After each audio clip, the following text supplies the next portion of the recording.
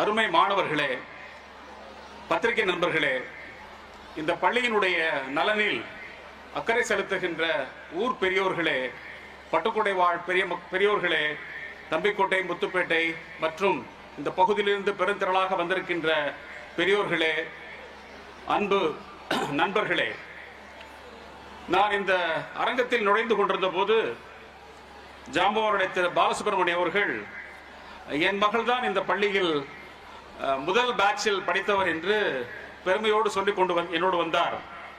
இந்த பக்கம் வந்த அருமை நண்பர் திரு சிதம்பரம் அவர்கள் அவருக்கு அடுத்த பேட்சில் எனது மகள் படித்தார் என்று சொல்லிக் கொண்டு வந்தார். இங்கே சிறப்பு என்னவென்றால் அவர்கள் இருவருமே மருத்துவக் கல்லூரியில் எனது மாணவிகளாக தஞ்சையிலே படித்தவர்கள். இந்த 25 ஆண்டுகளில் இந்த பள்ளிக்கூடத்திலிருந்து ஆண்டுக்கு 30 to 50 பேர் என ஒரு 1000 எண்ணிக்கையிலானவர்கள் மருத்துவக் கல்லூரியிலே நுழைந்திருக்கிறார்கள் என்பது மிகவும் ஒரு பெருமைப்படத்தக்க செய்தியாகும். மருத்துவக் கல்லூரியிலே அடியெடுத்து வைத்த மாணவர்கள் பட்டுக்கோட்டையிலிருந்து வருடம் நாங்கள் சந்திக்கக்கூடிய மாணவர்களில் பெரும்பான்மையானோர் லாரல் பள்ளியிலிருந்து வருவதற்காக இருந்திருக்கின்றார்கள். ஒரு 25 ஆண்டு காலம் ஒரு பள்ளிக்கூடம் கல்வி சேவையை இந்த பகுதியிலே வழங்குவது என்பது சாதாரண பணி கிடையாது.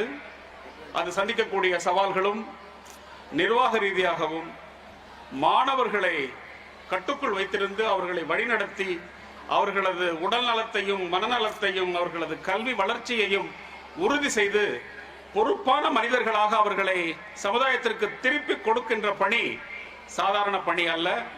அந்த பணியை இந்த பகுதியினுடைய தேவையை மனதில் நிறுத்தி இருக்கக்கூடிய பெரியோர்களை எல்லாம் ஒன்று சேர்த்து ஒரு கூட்டு முயற்சியாக உங்களிடம் இருக்கின்ற நல்லதை தாருங்கள், என்னிடம் இருக்கின்ற நல்லதை தருகின்றேன், நாம் எல்லோரும் சேர்ந்து நல்லதை செய்வோம் என்கின்ற எண்ணத்தில் திரு பாலசுப்ரமணியம் அவர்கள் எடுத்த முன்னெடுப்பில் மறைந்த தலைமை ஆசிரியர் ஐயா தேவாசீர்வாதம் அவர்கள், திரு சந்திரசேகர் அவர்கள், இன்னும் முதன்மையான கல்வியாளர்கள் பலரில் அவர்களது சிந்தனையில் உதித்த வித்துதான் இந்த 25 ஆண்டுகளை இங்கே பதிவு செய்திருக்கிறது.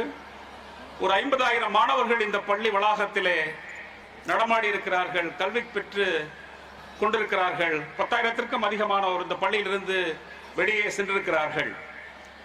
அவர்கள் எல்லாம் வெறும் மதிப்பெண்கள் பெறுகின்ற மனனம் செய்து மதிப்பெண் பெற்று ஒரு கல்லூரிக்கு செல்லக்கூடிய பிரதிகளாக மட்டும் இல்லாமல் சமூக அக்கறை கொண்ட மனிதர்களாகவும் திகழ்கிறார்கள் என்பது எனது அருமைக்குரிய மாணவி திருமதி டாக்டர் ரஞ்சினி பிரியா அவர்களை மட்டுமே என்னால் சொல்ல முடியும். ஏனென்றால் அவர் அரசு மருத்துவமனையிலே பணிபுரிகின்றார். திருத்துறைப்பூண்டி அரசு மருத்துவமனையில் நான் ஆய்விற்காக சென்ற போது பார்த்தேன்.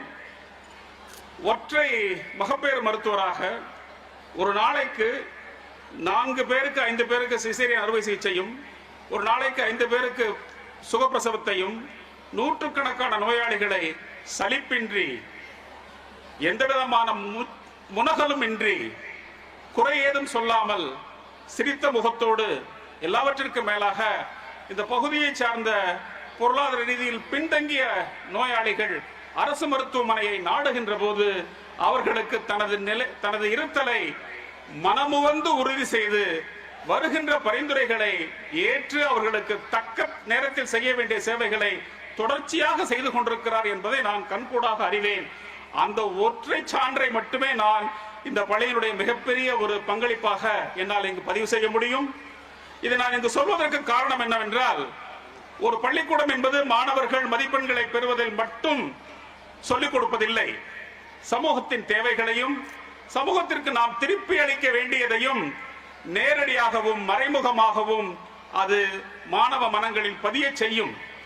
ஒரே ஒரு சம்பவம், சில ஆண்டுகளுக்கு முன்னால் மணிப்பூரிலே ஒரு மாணவி திடீரென பள்ளிக்கூடத்திற்கு வருகின்ற போது தேம்பி அழுகிறார். அவர் அழுகையை யாராலும் கட்டுப்படுத்த முடியவில்லை. என்ன காரணம் என்று எல்லோரும் வந்து கேட்கிறார்கள். என்னவென்றால், சில மாதங்களுக்கு முன்னால் அவர் அந்த பள்ளிக்கு வருகின்ற பாதையிலே ஒரு செடியை நட்டு வைத்திருக்கின்றார். அது நன்கு வளர்ந்து வந்து கொண்டிருக்கிறது. தினமும் பள்ளிக்கூடத்திற்கு வரும்போது அந்த மாணவி அந்த செடியை பார்க்கிறாள். அது வளர்ந்து வருவதில் இவள் மகிழ்ச்சி உறுகிறாள். அந்த வளர்ச்சியை தன்னகத்தே பதிவு செய்து அந்த பிரதிபலித்தலை தனது வளர்ச்சியாகவும் உணர்கின்ற அந்த மாணவியினுடைய மனப்பதிவு திடீரென்று ஒரு அதிர்ச்சிக்கு ஆளாகிறது. அந்த சாலையை விரிவுபடுத்துகின்ற முனைப்பில் திடீரென்று அரசு என்ன செய்கிறது, அந்த சாலை விரிவாக்கத்திற்காக வளர்ந்து வந்த அந்த செடியை வெட்டி விட்டார்கள். பள்ளிக்கூடத்திற்கு வருகின்ற மாணவி எங்கே எனது செடி என்று தேடி பார்க்கிறாள், செடியை காணவில்லை. செடியை காணவில்லை என்ற போதும் அவள் அழுததும் தேம்பி தேம்பி அழுததும் சமூக வலைதளத்திலே மிக முக்கியமான பதிவாக அப்பொழுது வலம் வந்தது. மாநில முதல்வர் உட்பட அவரை கூப்பிட்டு ஆறுதல் சொல்லியும் அவர் அடங்கவில்லை. மாற்று செடியை நாங்கள் நட்டு தருகிறோம் என்று சொன்ன போதும் அவர் அடங்கவில்லை. அந்த செடியை ஏன் எடுத்தீர்கள் என்பதுதான் அந்த மாணவியினுடைய கேள்வியாக இருந்தது. சமீப காலங்களில் என் மனதில் பதிந்த மிக முக்கியமான பதிவாக நான் அந்த பதிவை பார்க்கிறேன். அந்த மாணவிக்கு அவள் நட்ட அந்த செடியின் மீது இருந்த அன்பு, மிகப்பெரிய அன்பு. அந்த பேரன்புதான் அவள் இந்த சமுதாயத்திற்கு விட்ட மிக முக்கியமான செய்தியாகும். அமனிஷ்விலி என்கின்ற ரஷ்ய எழுத்தாளர் ஒரு அருமையான புத்தகத்தை எடுத்திருக்கிறார், குழந்தைகள் வாழ்க என்று. அந்த புத்தகத்திலே அவர் சொல்லுகின்ற வார்த்தை, எந்த ஒரு ஆசிரியர் மாணவ மனங்களில் அன்பை விதைத்து சமூக நலன்களின் பால் அக்கறை கொள்ள செய்கிறாரோ அப்படிப்பட்ட ஆசிரியர் சாகா வரம் பெற்ற ஆசிரியர் ஆகிறார் என்று அந்த புத்தகத்திலே சொல்லப்பட்டிருக்கும். அப்படி சாகா வரம் பெற்ற ஆசிரியர்களாகத்தான் திரு தேவாசீர்வாதம் அவர்களும் திரு சந்திரசேகர் அவர்களும் இங்கே இன்றும் நம்மிடையே வாழ்ந்து கொண்டிருக்கிறார்கள். இந்த மாணவர்களுக்கு பணியாற்றுகின்ற ஆசிரியர்களும் அவர்களைப் போலவே இந்த பள்ளி 100 ஆண்டுகளை காணும். ஒரு 25 ஆண்டு காலம் என்பது ஒரு மிக முக்கியமான கால இடைவெளி. அந்த 25 ஆண்டுகளை பதிவு செய்திருக்கின்ற பள்ளிக்கூடம் இது 100 ஆண்டை காணும் போது நாம் யாரும் இங்கு இருக்க மாட்டோம். ஆனால் இந்த மாணவர்களுக்கு பள்ளிக்கு கல்வி சொல்லிக் கொடுத்த ஆசிரியர்களது பெயர்கள் என்றென்றுக்கும் நிலைத்திருக்கும். அப்படி நிலைத்திருக்கும் வண்ணம் அவர்கள் பணி மேலும் சிறக்கட்டும் என்று இந்த பள்ளி பொன்விழா காண வேண்டும், வைர விழா காண வேண்டும், 100 ஆண்டையும் காண வேண்டும். இன்று தமிழக அரசு 100 ஆண்டு காணுகின்ற பள்ளிக்கூடங்களுக்கெல்லாம் 2 நாட்களுக்கு முன்னால் விழா எடுத்ததை போல இது போன்ற தனியார் பங்களிப்புகளும் சமுதாயத்தினுடைய வளர்ச்சியை உறுதி செய்வதில் மிக முக்கியமான பங்காற்றுகின்றன என்பது எதிர்கால சமுதாயத்தால் பதிவு செய்யப்படும், அதுவும் சமுதாயத்தால் கொண்டாடப்படும். அப்படிப்பட்ட கொண்டாட்டங்களை எதிர்நோக்கி வாழ்த்தி அடுத்த ஆண்டு முதல் இந்த பள்ளி ஆண்டு விழாவில் மாணவ மாணவியர் ஒருவரேனும் இருவரேனும் ஏதேனும் ஒரு வகையில் இந்த மேடையில பேசுகின்ற நிகழ்வை தாங்கள் நிகழ்ச்சியில் சேர்த்துக் கொள்ள வேண்டும் என்கின்ற கோரிக்கையை முன்வைத்து விடைபெறுகிறேன். நன்றி, வணக்கம்.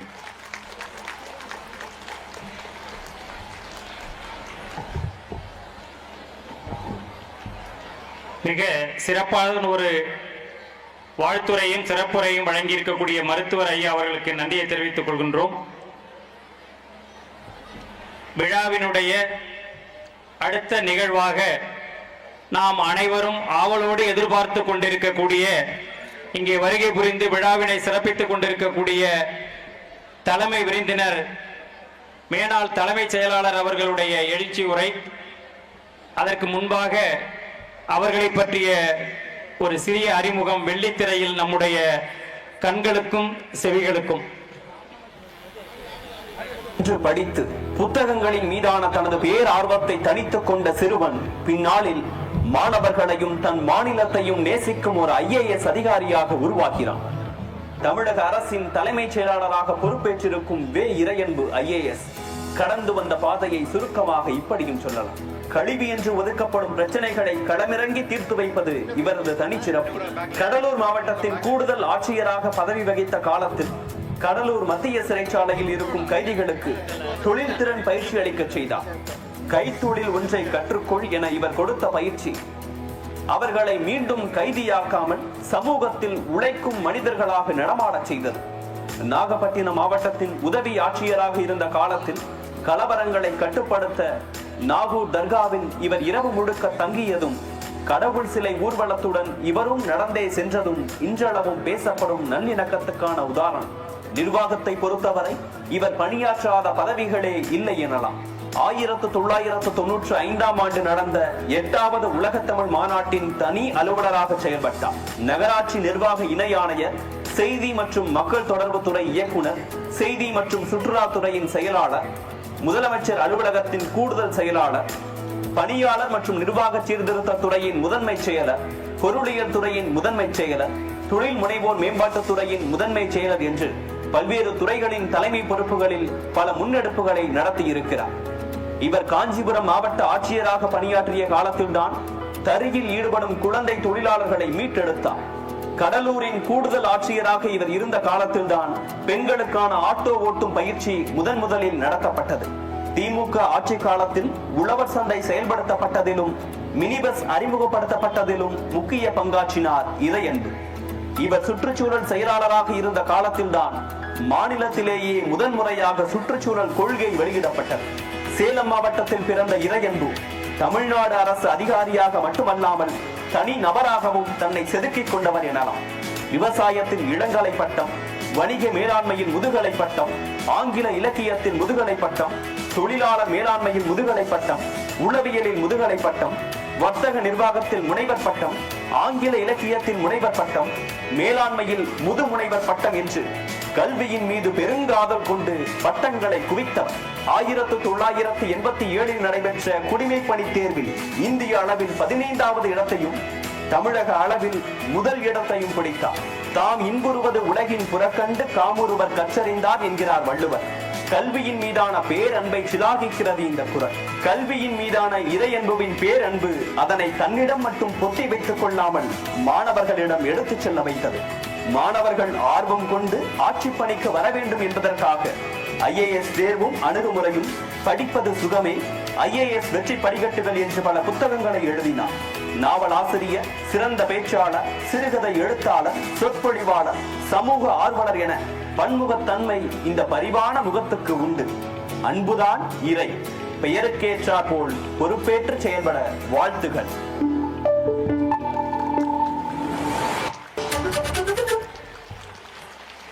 ஐயா அவர்களை விழா சிறப்புரையாற்ற அன்போடு அழைக்கின்றோம்.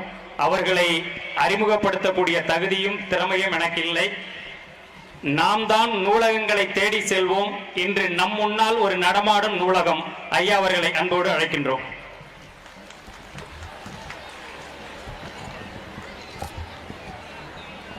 லாரல் பள்ளியினுடைய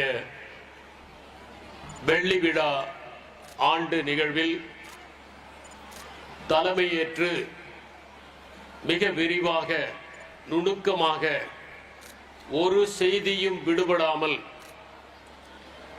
தலைமையுரையை ஆற்றியிருக்கின்ற பெரு மதிப்பிற்குரிய தாளாளர் திரு பாலசுப்ரமணியம் அவர்களே, இந்த நிகழ்வில் சிறப்பு விருந்தினராக கலந்து கொண்டிருக்கின்ற மருத்துவத்துறையை சார்ந்த மருதுதுறை அவர்களே, வேளாண் துறையில் கூடுதல் இயக்குநராக பணியாற்றிய என்னுடைய கல்லூரி தோழர் மதிப்பிற்குரிய நண்பர் திரு சிவக்குமார் அவர்களே, இந்த மேடையிலே அமர்ந்திருக்கின்ற திரு பாலசஞ்சீவி அவர்களே, தாவரவியல் விஞ்ஞானி கந்தவேல் அவர்களே, இளைஞர் சக்தி அமைப்பின் ஒருங்கிணைப்பாளர் திரு ராஜா அவர்களே,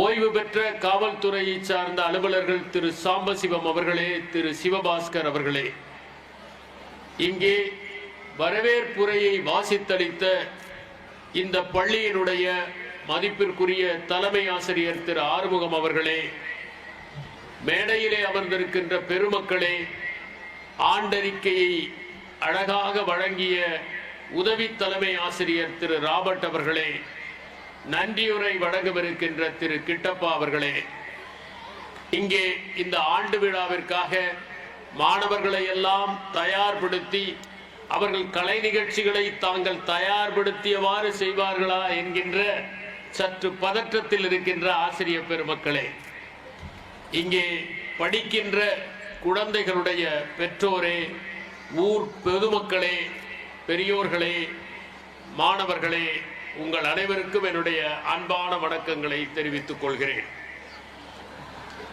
இந்த நிகழ்ச்சியை இன்று நடத்துவதனுடைய நோக்கம் என்ன?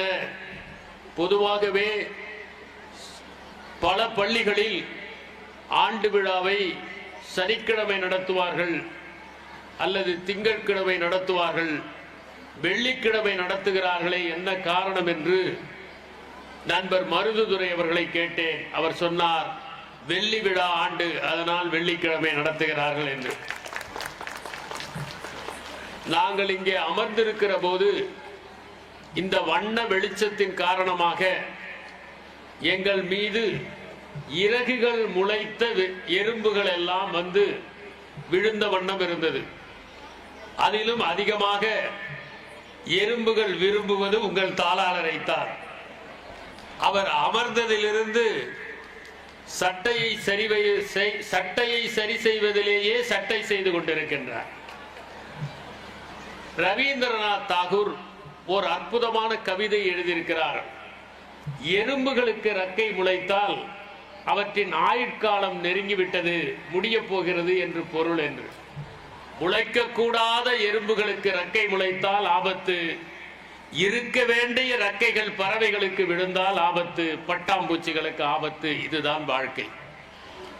இந்த பள்ளியிலே நான் நுழைகிற போது உங்கள் தாளாளர் அவர்கள் நாங்கள் இயற்கை சூழல் நிறைந்த இந்த ஊரக பகுதியிலே இந்த பள்ளியை நிர்வாகி இருக்கிறோம் என்று குறிப்பிட்டார். இங்கே படிக்கிற மாணவர்கள் மிகுந்த மகிழ்ச்சியோடு கல்வியை நுகருகிற சூழலில் இந்த பள்ளி அமைந்திருப்பது பாராட்டத்தக்கது. நாம் கல்வியை பொறுத்தவரை நெற்பயிரை பார்த்தே இராமல் நெல்லை பற்றி ஒரு கட்டுரை எழுதி முதல் மதிப்பெண் வாங்குகிற மாணவர்களை மாநகரத்திலே பார்க்கிறோம்.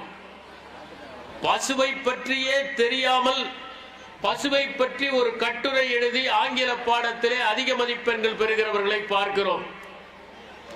எளிய மக்களுடைய கண்ணீரை, அவர்களுடைய துயரங்களை, அவர்கள் படுகிற இன்னல்களை, பசியை பட்டினியை அறியாமல் கல்வியை பெற்று பட்டங்களை குவித்து பாராட்டுகளை ஈட்டி பதவிகளை அனுபவிக்கின்ற மனிதர்கள் உண்டு. ஆனால் அப்படிப்பட்டவர்கள் தங்கள் வாழ்க்கையில் வெற்றி பெறுகிறார்களா என்பது கேள்விக்குறி.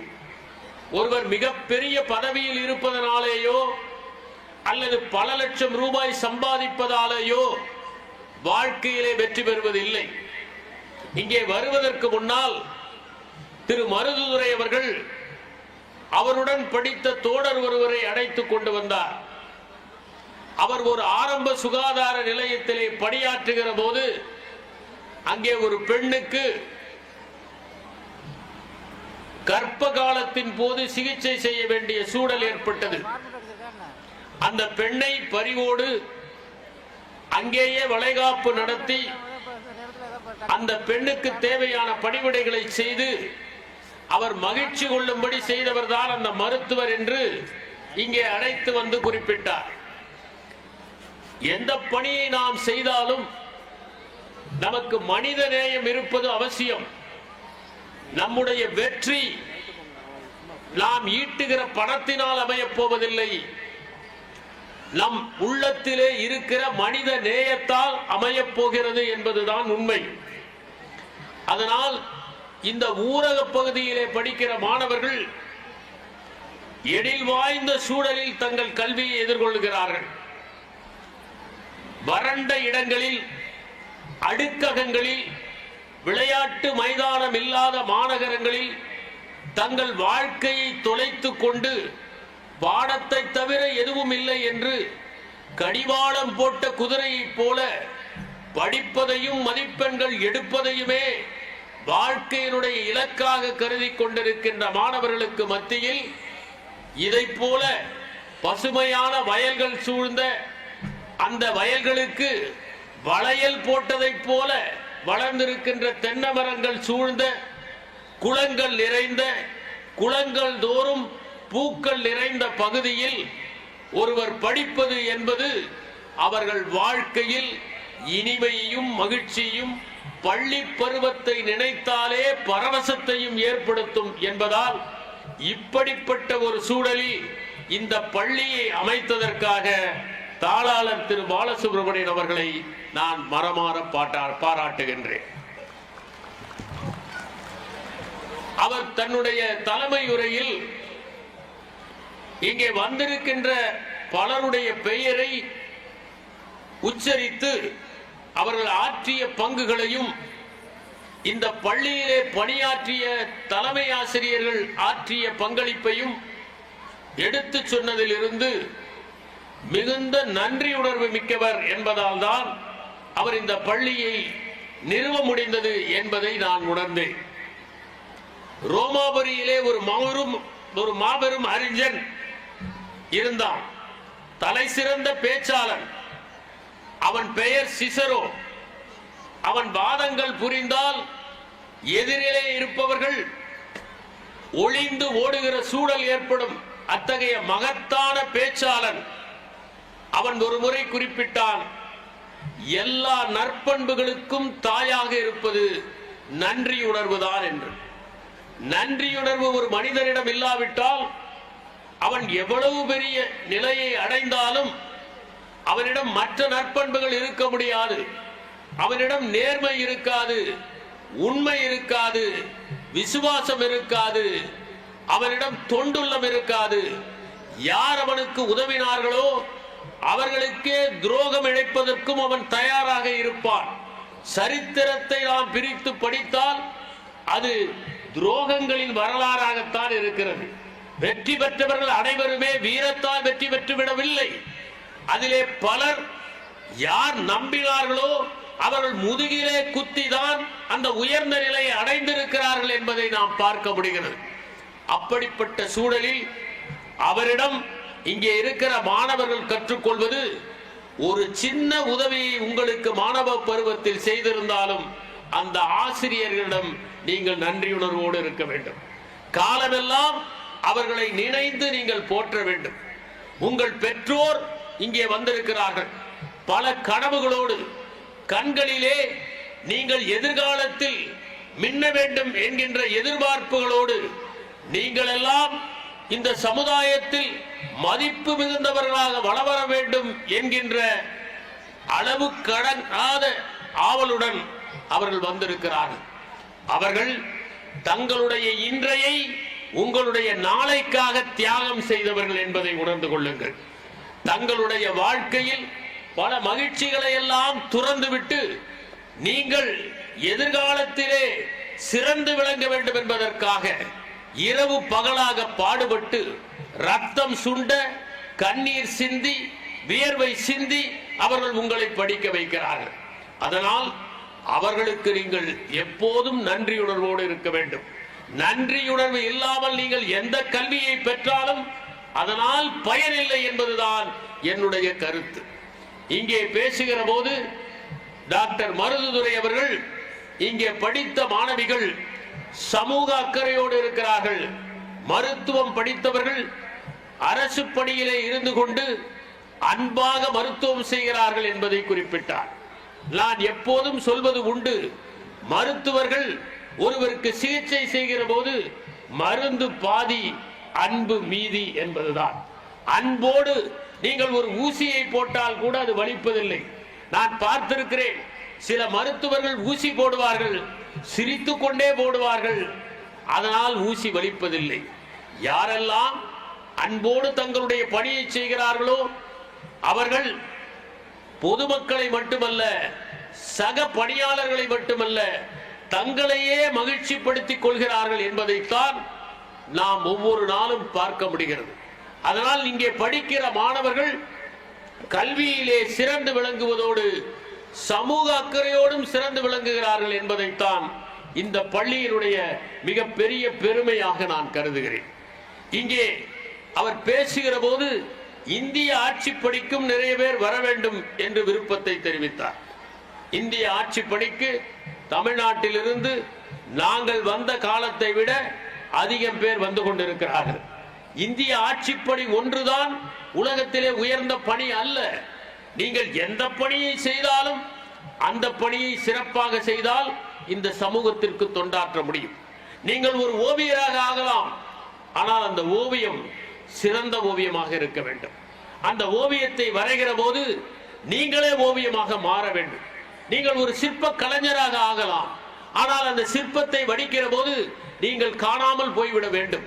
நீங்கள் ஒரு கவிஞராக மாறலாம், சமூகத்தின் அவலங்களை பற்றி அதிலே கண்ணீரோடு எழுதினால் நீங்கள் மகத்தான கவிஞராக கருதப்படுவீர்கள். நீங்கள் அலுவலராக ஆகினால் ஒரு ஏழையின் கண்ணீரை துடைப்பதற்காக ஒவ்வொரு நிமிடத்தையும் நீங்கள் பயன்படுத்தினால் நீங்கள் மகத்தான அலுவலராக மாறுவீர்கள்.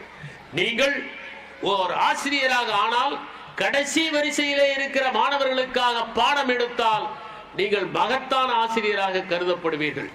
எங்கெல்லாம் மானுடம் துயரப்படுகிறதோ, எங்கெல்லாம் மனிதர்கள் காயப்படுகிறார்களோ, எங்கெல்லாம் விடுதலை மறுக்கப்படுகிறதோ, அங்கெல்லாம் நாம் அவர்களுக்காக பணியாற்ற வேண்டும் என்கிற எண்ணத்தோடு யார் படிக்கிறார்களோ வேண்டும் என்கின்ற அவசியம் இல்லை.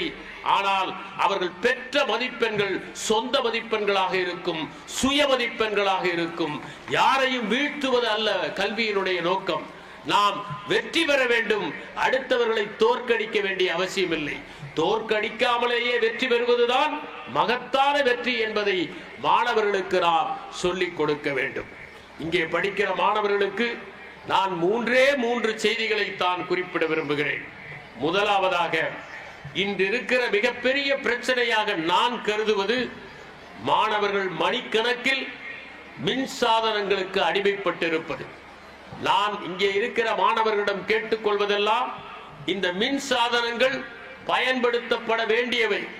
அவற்றின் மூலம் நாம் அறிவை பெற முடியும், தகவல்களை திரட்ட முடியும். எளிதில் ஒரு சந்தேகத்தை நாம் தீர்த்து கொள்ள வேண்டும் என்றால் செயற்கை நுண்ணறிவை நாம் பயன்படுத்த முடியும். அவற்றை பயன்படுத்துங்கள், அறிவுக்காக பயன்படுத்துங்கள், பொழுதுபோக்குக்காக பயன்படுத்தாதீர்கள். இந்த பருவத்தில் உங்களுடைய ஒவ்வொரு நொடியும் முக்கியம் என்பதை உணர்ந்து கொள்ளுங்கள். இந்த காலத்தில் நீங்கள் மின்னணு சாதனத்தை தேவைக்கு மட்டும் பயன்படுத்துவதை கற்றுக்கொண்டால் அதற்கு அடிமையாகாமல் இருக்க முடியும். நீங்கள் இந்த மின்னணு சாதனங்களை பார்க்கலாம். தேர்விலே நகல் எடுக்கும் எந்திரமாக வாந்தி எடுப்பதல்ல, மாறாக புத்தகத்திலே இருப்பதை கிரகித்துக் கொண்டு வாழ்க்கையோடு தொடர்பு படுத்தி இரண்டுக்கும் என்ன வேறுபாடு என்பதை புரிந்து கொள்ளுகிற ஒரு மனிதன் தான் நமக்கு தேவை. இந்த உலகத்தை வழி நடத்தியவர்கள் நிறைய மதிப்பெண்கள் பெற்றவர்கள் அல்ல. இப்போது கல்வி இல்லாமல் எதுவும் முடியாது. இப்போது கல்வி இல்லாமல் எதுவும் முடியாது. கல்வி தேவை, பள்ளிகள் தேவை, பல்கலைக்கழகங்கள் தேவை. படிக்காமல் எதையும் சாதிக்க முடியாது. ஆனால் அப்படி படிக்கிற போது வெறுமனே மனப்பாடம் செய்வதை மட்டும் கல்வியாக நாம் கருதாமல் ஒவ்வொன்றையும் சுய சார்பாக சிந்தித்து வாழ்க்கையோடு தொடர்புபடுத்தி அது எதற்காக பயன்படும், எப்படி பயன்படும், ஏன் பயன்படும் என்பதை சிந்தித்து அதன் வகையிலே செயல்படுத்துகிற போதுதான் அந்த கல்வி பள்ளி இறுதி தேர்வு தொடங்குகிறது.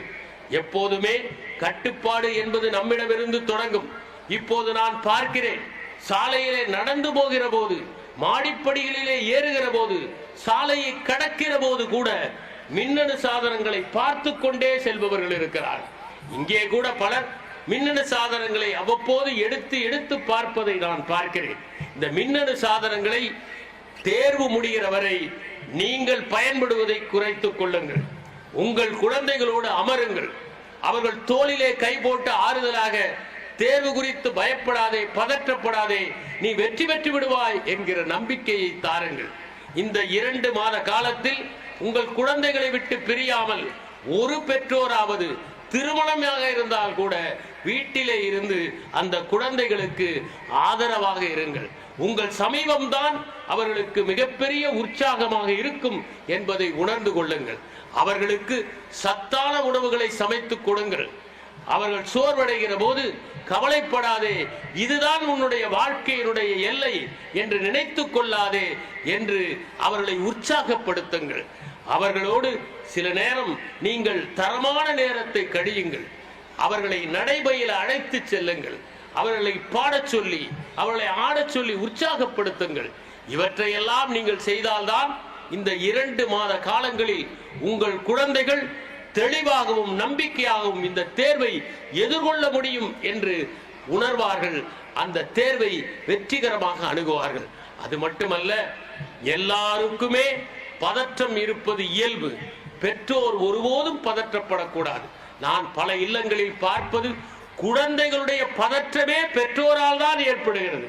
பதற்றம் என்பது தொற்று வியாதியை விட மோசமானது, பெருந்தொற்றை விட மோசமானது.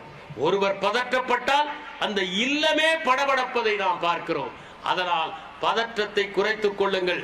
இதை தாண்டி வாழ்க்கை இருக்கிறது, இதை தாண்டி வெற்றி இருக்கிறது என்பதை செய்து கொள்ளுங்கள். மின்னணு சாதனங்களை உங்கள் குழந்தைகள் குறைவாக பயன்படுத்துவதை உறுதி செய்து கொள்ளுங்கள்.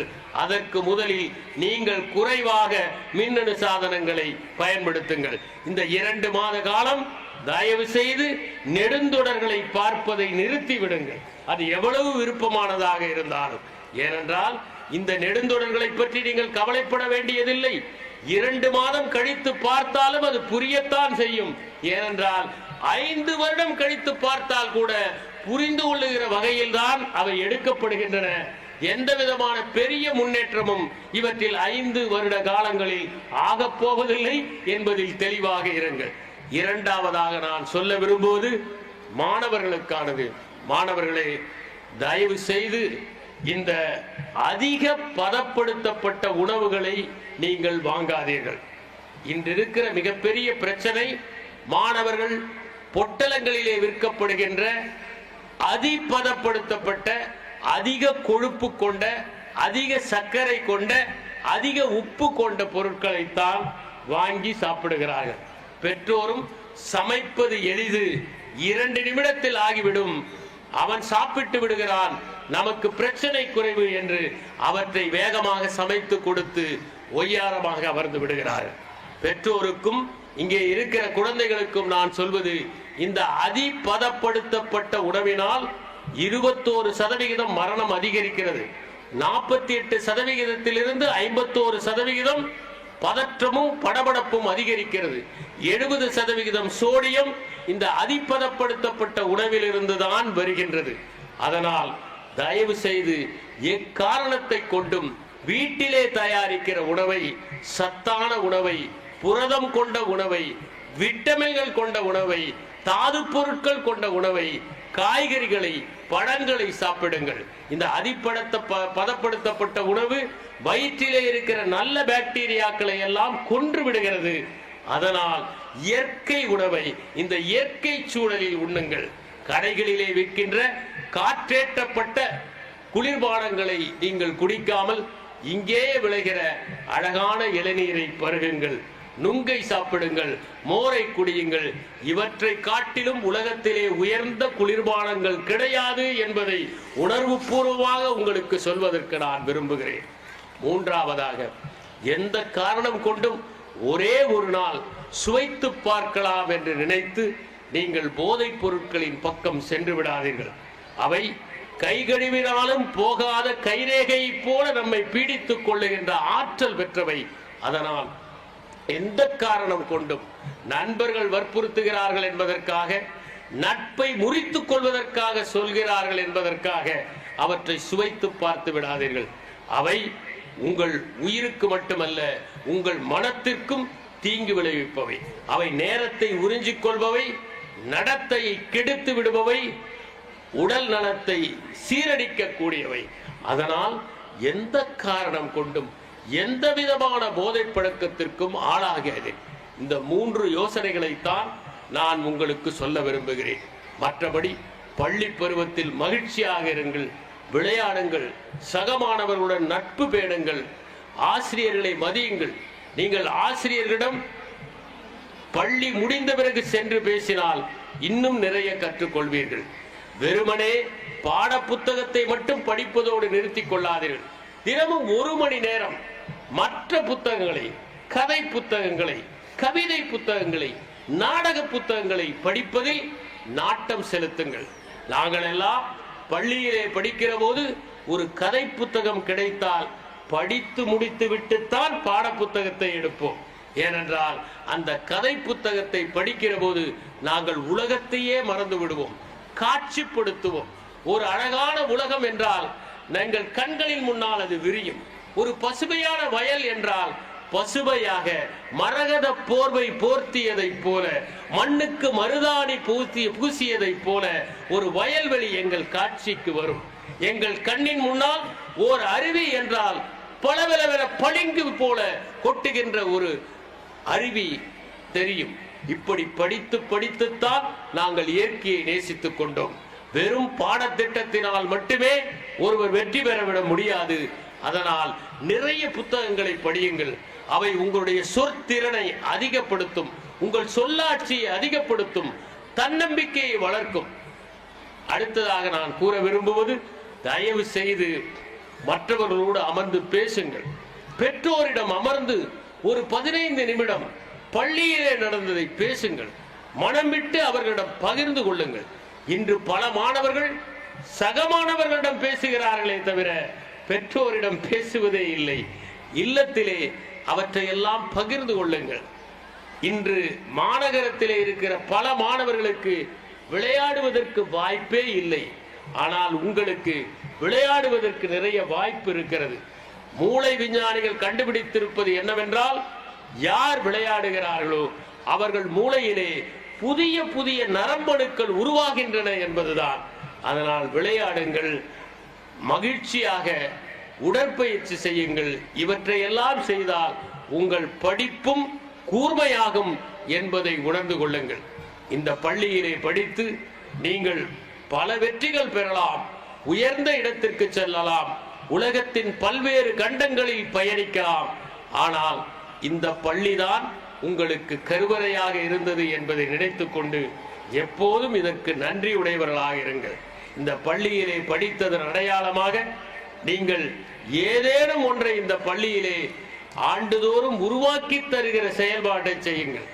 எங்கே சென்றாலும் அந்த ஊரிலே இந்த பள்ளி சார்பாக ஒரு சங்கத்தை ஏற்படுத்தி தாய் தமிழை மறக்காமல் தமிழ் மொழியிலே இலக்கிய நிகழ்ச்சிகளை எல்லாம் நடத்தி உங்கள் தமிழ் மொழியை புதுப்பித்துக் கொண்டே இருங்கள். ஏனென்றால் தமிழ்தான் நம்மை எல்லாம் இணைக்கின்ற ஒன்றாக இருக்கிறது. நன்றி, வணக்கம்.